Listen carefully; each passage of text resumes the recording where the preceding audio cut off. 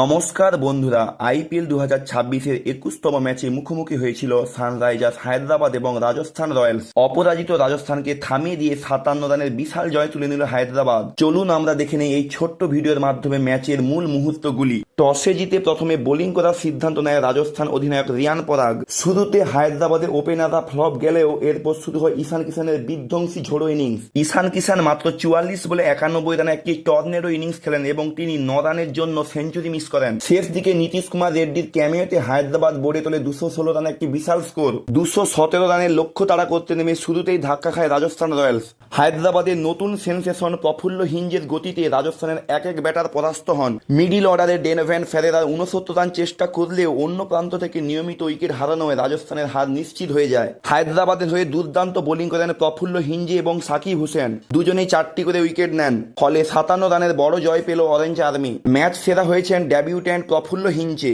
রাজস্থানের এই হারের পর এখন পয়েন্ট টেবিলের সমীকরণ বেশ জমে উঠেছে। আপনার কি মনে হয়, রাজস্থান কি সামনের ম্যাচে ঘুরে দাঁড়াতে পারবে?